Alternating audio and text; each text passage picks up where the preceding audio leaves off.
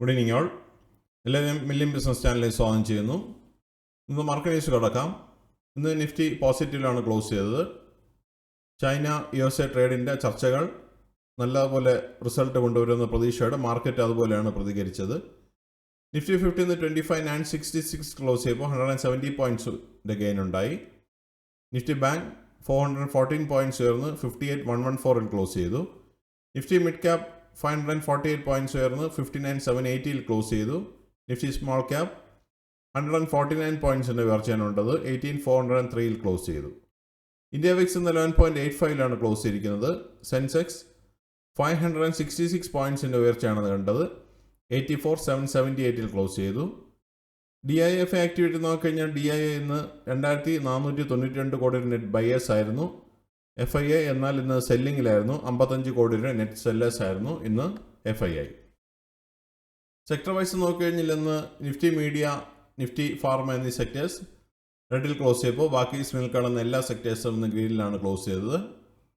അതിൽ Nifty infra, Nifty metal, Nifty oil and gas, Nifty reality എന്നീ sectors above 1% rally നടത്തി.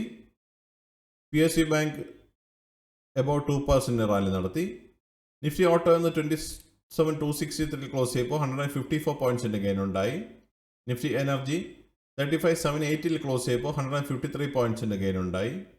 Nifty financial services 123 points ഉയർന്ന് 27,519 close ചെയ്തു. Nifty FMCG 80 points ഉയർന്ന് 56,428 close ചെയ്തു.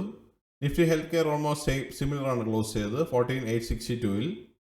Nifty infra 9531 close ചെയ്യുമ്പോൾ 134 പോയിൻറ്റ്സിൻ്റെ ഗെയിൻ ഉണ്ടായി. നിഫ്റ്റി IT 142 പോയിൻറ്റ്സ് ഉയർന്ന് 36,129 ക്ലോസ് ചെയ്തത്. നിഫ്റ്റി മീഡിയ 1536 ക്ലോസ് ചെയ്തപ്പോൾ 3 പോയിൻറ്റ്സിൻ്റെ കുറവ് കണ്ടു. നിഫ്റ്റി മെറ്റൽ എന്ന് 119 പോയിൻറ്റ്സ് ഉയർന്ന് 10,467 ക്ലോസ് ചെയ്തു. Nifty oil and gas 11,800 close ചെയ്തപ്പോൾ 176 പോയിൻറ്റ്സിൻ്റെ ഗെയിൻ ഉണ്ടായി. നിഫ്റ്റി ഫാർമ 46 പോയിൻറ്റ്സിൻ്റെ കുറവ് കണ്ടു 22,310 ക്ലോസ് ചെയ്തത്. നിഫ്റ്റി PSU ബാങ്ക് 173 പോയിൻറ്റ്സ് ഉയർന്ന് 7,990 ക്ലോസ് ചെയ്തു.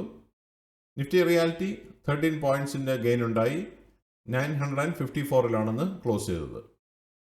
കമ്പനി പെർഫോമൻസ് നോക്കിക്കഴിഞ്ഞാൽ 1,434 കമ്പനികൾ ഗ്രീനിൽ ക്ലോസ് ചെയ്തപ്പോൾ 1,430 കമ്പനികൾ റെഡിലാണ് ക്ലോസ് ചെയ്തത്. ടോപ്പ് ഗെയിനേഴ്സ് ആൻഡ് ലൂസേഴ്സ് നോക്കിക്കഴിഞ്ഞാൽ SBI ലൈഫ് എന്ന് 3.44% റാലി നടത്തി. ഗ്രാസിൻ 2.91% റാലി നടത്തി. Bharti Airtel 2.50%, Reliance 2.24%, Eternal 2.17%, SBI life 2.02%, Hindalco 1.99%, TMPV 1.67%, Tata steel 1.27% and Tata consumer 1.26% റാലിയാണ് നടത്തിയത്. ലൂസേഴ്സ് നോക്കിക്കഴിഞ്ഞാൽ കൊട്ടക് മഹീന്ദ്ര 1.76% ഫോളോ നടത്തി. ഭാരതി ഇലക്ട്രിക്കും 1.63% ഫോളാണെന്ന് കണ്ടത്.